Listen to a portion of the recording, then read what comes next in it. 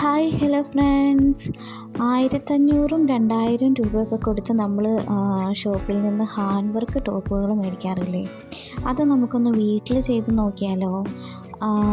Plain ടോപ്പുകൾ ഇരിപ്പുണ്ടെങ്കിൽ ഒന്നും കളയണ്ട കേട്ടോ. നമുക്കിങ്ങനെ എന്തെങ്കിലുമൊക്കെ അൽക്കുലത്ത് പണികളൊക്കെ കാണിച്ച് നമുക്ക് നമ്മുടെ ടോപ്പ് നല്ല കിടുക്കാച്ചിയാക്കി എടുക്കാം.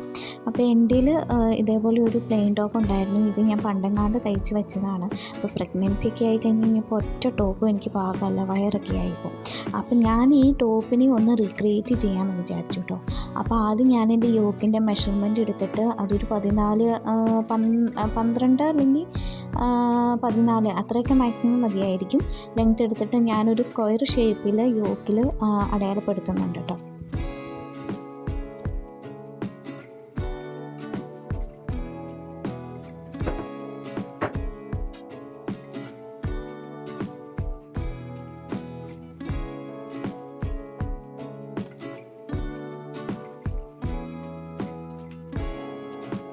അപ്പോൾ ഞാൻ സ്ക്വയർ ഷേപ്പിലാണ് ഇത് ചെയ്യാൻ ഉദ്ദേശിക്കുന്നത്. അപ്പോൾ അതുകൊണ്ട് സ്ക്വയർ ഷേപ്പിലാണ് മാർക്ക് ചെയ്യുന്നത്. നിങ്ങൾക്ക് ഇഷ്ടമുള്ള ഏത് ഷേപ്പാണോ അതിനനുസരിച്ച് നമുക്ക് മാർക്ക് ചെയ്ത് കൊടുക്കാം. കർവ് ചെയ്തിട്ട് വേണമെങ്കിൽ അങ്ങനെ കൊടുക്കാം, സ്വീറ്റ് ഹാർട്ട് ഷേപ്പ് വേണമെങ്കിൽ അങ്ങനെ കൊടുക്കാം, ഇഷ്ടമുള്ള രീതിക്ക് വേണമെങ്കിൽ കൊടുക്കാം കേട്ടോ. ഞാൻ 2 കളർ വെച്ചിട്ടാണ് അപ്പോൾ ചെയ്യാൻ ഉദ്ദേശിച്ചിരിക്കുന്നത്, റെഡും വൈറ്റും. വേറെ ഒരു മാച്ചിങ് കളർ ത്രെഡ് എൻ്റെ ഉണ്ടായിരുന്നില്ല. ഗ്രീനും കൂടെ കൊടുക്കുവാണെങ്കിൽ കുറച്ചുകൂടെ ബെറ്റർ ആയിരിക്കും കേട്ടോ. ഞാൻ 2 ഷെയ്ഡ് വെച്ചിട്ടാണ് കൊടുക്കുന്നത്.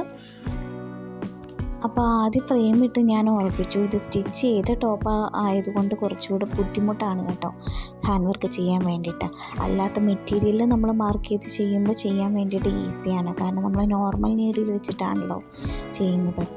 ആരി വർക്കൊക്കെ ആണെങ്കിൽ നമുക്ക് വലിയ ഫ്രെയിം ഇട്ടിട്ട് ചെയ്യുമ്പോൾ വലിയ പാട് തോന്നില്ല. പക്ഷേ ഈ ചെറിയ ഫ്രെയിമിൽ നമ്മൾ സ്റ്റിച്ച് ചെയ്തിട്ടുള്ള തുണിയാകുമ്പോൾ നമുക്ക് ചെയ്യാൻ കുറച്ചുകൂടെ ബുദ്ധിമുട്ടാണ് കേട്ടോ. അപ്പോൾ ബുള്ളിയൻ റോസാണ് ഞാൻ നോട്ട്സായിട്ട് ചെയ്യാൻ ഉദ്ദേശിച്ചിരിക്കുന്നത്, ഫ്ലവറായിട്ട്. അപ്പോൾ അങ്ങനെ ചെയ്തെടുക്കാം കേട്ടോ. ഇത് ചെയ്യാൻ കുറച്ച് ടൈം എടുക്കുന്ന ഒരു നോട്ട്സാണ്, കുറച്ച് പാടുമാണ് നമുക്കത് ചെയ്യാൻ വേണ്ടിയിട്ട്. പക്ഷേ ചെയ്ത് കഴിഞ്ഞാൽ ഏറ്റവും ഗുഡ് ലുക്കിങ് ഈ ഒരു സംഭവം തന്നെയാണ് കേട്ടോ.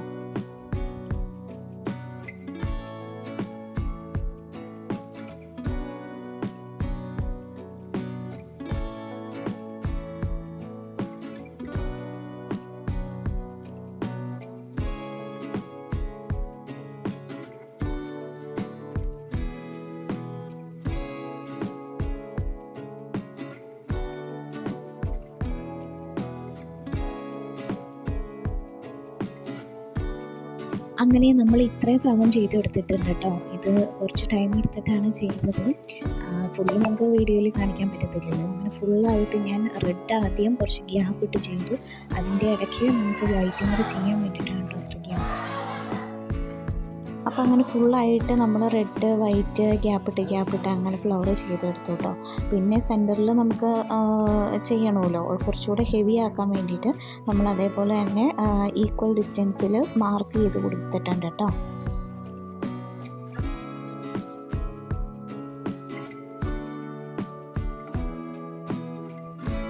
അപ്പോൾ യോക്കിൻ്റെ സെൻറ്ററിൽ നമുക്ക് മാർക്ക് ചെയ്ത സ്ഥലത്ത് ഇതേ സെയിം നോട്ട്സ് തന്നെ ഞാൻ ചെയ്ത് കൊടുക്കുന്നുണ്ട് കേട്ടോ. അപ്പോൾ ഒരു ഗ്യാപ്പ് വേണ്ടല്ലോ, നമുക്ക് കുറച്ചുകൂടെ ഹെവി ആയിട്ട് ഫീൽ ചെയ്യുകയും ചെയ്യും, നല്ല ഭംഗി ഉണ്ടായിരിക്കും കാണാൻ വേണ്ടിയിട്ട്. അപ്പോൾ ഞാൻ അതേപോലെ തന്നെ റെഡും വൈറ്റും മിക്സ് ചെയ്തിട്ട് ഞാൻ ഇതേ സെയിം തന്നെ ചെയ്ത് കൊടുക്കുകയാണ് കേട്ടോ.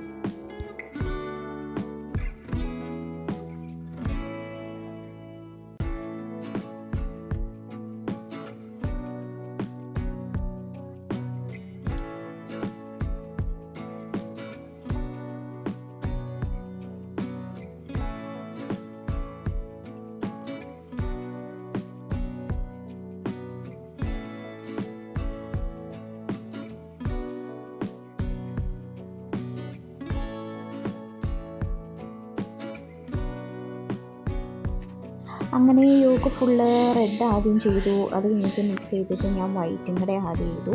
വൈറ്റ് മാത്രമല്ല, അതിൻ്റെ ഇടയ്ക്കുള്ള സീക്വൻസും കൂടെ ചെറുതായിട്ട് ഓരോ സീക്വൻസ് വെച്ച് ഞാൻ കൊടുത്തിട്ടുണ്ടായിരുന്നു. അപ്പോഴാണ് കാണാൻ കുറച്ചുകൂടെ ഭംഗിയായത് കേട്ടോ. ഹെവി മാത്രമല്ല, നമുക്ക് കാണാനും ഭംഗിയാവണമല്ലോ, ഒരു ചെറിയൊരു ഗ്ലൈസിങ്ങും കിട്ടും.